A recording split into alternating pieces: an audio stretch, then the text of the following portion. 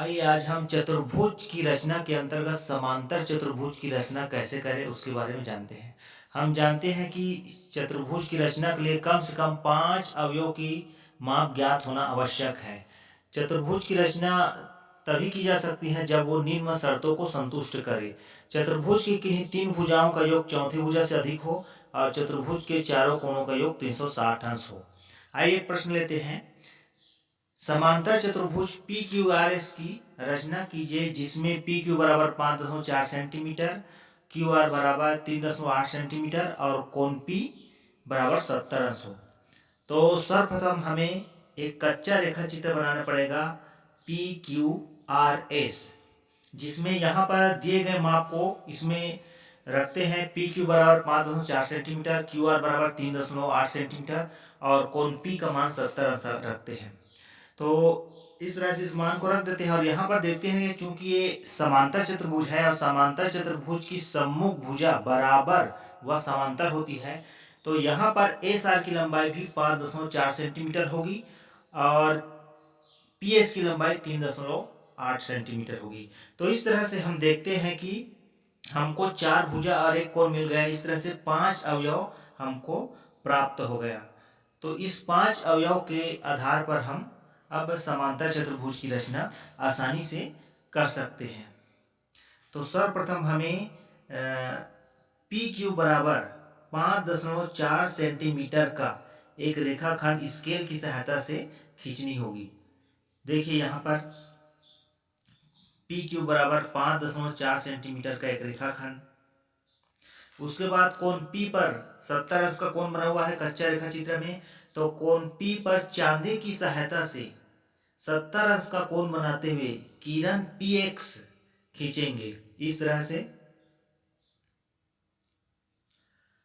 उसके बाद P S की लंबाई जो है 3.8 सेंटीमीटर है कच्चा रेखा चित्र में, तो पी को केंद्र मानकर 3.8 सेंटीमीटर त्रिज्या लेकर चाप काटते हैं और ये जो है पी एक्स को काटता है, यह कटान बिंदु एस कहलाएगा। इसी तरह से क्यू को केंद्र मानकर 3.8 सेंटीमीटर त्रिज्या का चाप काटेंगे और फिर एस को केंद्र मानकर 5.4 सेंटीमीटर त्रिज्या का चाप काटेंगे। जो पहले खींचे गए चाप को काटता है, यह कटान बिंदु आर कहलाएगा।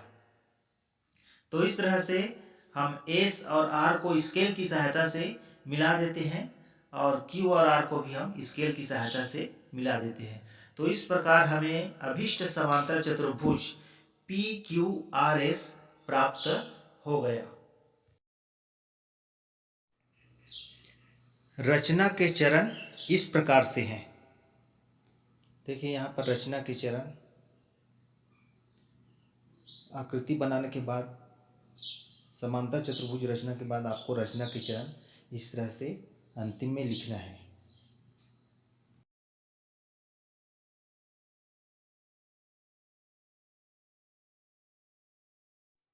प्रश्न, समांतर चतुर्भुज ए बी सी डी की रचना कीजिए जिसमें ए बी बराबर 4 सेंटीमीटर, विकर्ण ए सी बराबर 6.2 सेंटीमीटर तथा विकर्ण बी डी बराबर 8.4 सेंटीमीटर।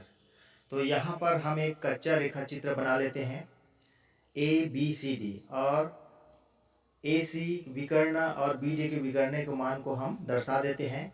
यहाँ पर देखिए ए बी बराबर 4 सेंटीमीटर, बी डी बराबर 8.4 सेंटीमीटर, ए सी बराबर 6.2 सेंटीमीटर। अब हम कच्चा चित्र बनाने के बाद सर्वप्रथम बी डी स्केल की सहायता से 8.4 सेंटीमीटर का एक रेखाखंड खींचेंगे इस तरह से। उसके बाद इसका समद्विभाजन करेंगे। समद्विभाजन करने पर हमको मध्य बिंदु O प्राप्त होगा। अब B को केंद्र मानकर व D को केंद्र मानकर 4 सेंटीमीटर का चाप ऊपर और नीचे काटेंगे। उसके बाद O को केंद्र मानकर विकर्ण AC का आधा 3.1 सेंटीमीटर त्रिज्या माप लेकर ऊपर और नीचे की ओर चाप काटेंगे, जो पहले खींचे गए चाप को काटता है। तो इस तरह से हमको कटान बिंदु ए व सी प्राप्त हो जाता है। ए से बी, बी से सी, ए से डी और डी से सी को हम स्केल की सहायता से मिला देते हैं। तो इस तरह से हमको ए बी सी डी जो कि एक समांतर चतुर्भुज है रचना प्राप्त हो गया। आइए रचना के चरण से पुनः जानें। पहला, सर्वप्रथम 8.4 सेंटीमीटर का एक रेखाखंड BD खींचा, देखिए चित्र। दूसरा, रेखाखंड BD का समद्विभाजन किया एवं मध्य बिंदु O प्राप्त किया। B व D को केंद्र मानकर 4 सेंटीमीटर त्रिज्या का चाप ऊपर व नीचे खींचे। अब O को केंद्र मानकर AC 6.2 सेंटीमीटर का आधा 3.1 सेंटीमीटर त्रिज्या का चाप ऊपर और नीचे को काटे, जो चरण 3 में काटे गए चाप को A व C पर काटता है। पांचवा, AB, BC, CD व DA को मिलाया। छठवां, इस प्रकार ABCD अभिष्ट समांतर चतुर्भुज प्राप्त हुआ। तो इस तरह से हम आसानी से समांतर चतुर्भुज की रचना कर सकते हैं। मेरे अन्य गणितीय जानकारी के लिए इस स्क्रीन पर दिख रहे हैं